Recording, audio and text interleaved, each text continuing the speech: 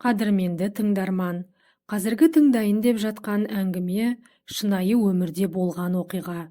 Әңгіменің аты «Өмір неткен қысқа еді» деп аталады. Бұл әңгіме баршаңызға жақсы ой салар, ғибрат аларлықтай болады деп үміттенеміз. Ендеше бастайық.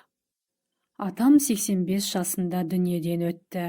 Ол дүниеден өтер алдын 1 жыл бұрын әжем бақилық болды.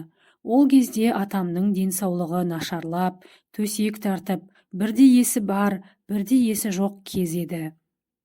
Аға-апаларым әжемнің өлімін атама естіртеміз деп шешкенде, мен атама ауыр тиді-ау деп іштей қатты қынжылдым.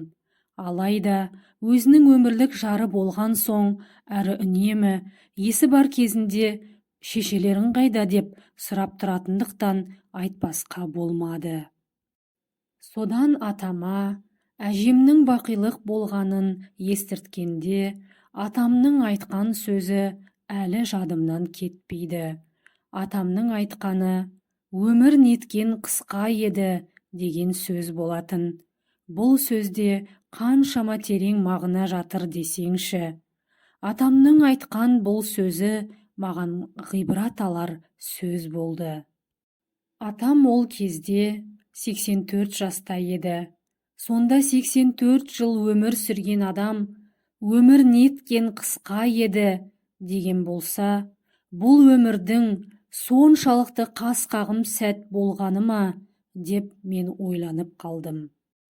Былай қарасам, біз көбіне ісімізді кейінге қалдырып, кейін жасаймын, ертең орындаймын деп жатамыз. Алайда сол кейін ертең деп жүргенімізде қаншама өміріміздің өтіп кеткенін де аңғармай қаламыз. Атамның бұл сөзінен тағы бір түйгенім, бұл айтылған сөзде өкініш сезімі байқалады. Қап, өмір неткен қысқа еді, мен көп дүниені жасап үлгермедім ғой деген ой келді маған.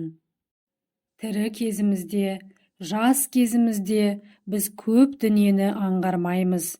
Ренішке, нәпсіге беріліп, әлі өмір бар ғой деп алданамыз.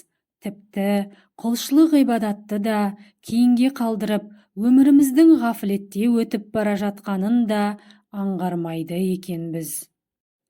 Қалай болғанда да, тірі кезімізде, әл-қуатымыз бойымызда бар кезде құлшылығымызды орындап, бір-бірімізбен сыйласып, жақсы ізгі амалдар жасап, еңбек етіп, өмірден өкінішсіз өтуді Алла бәрімізге нәсіп етсін.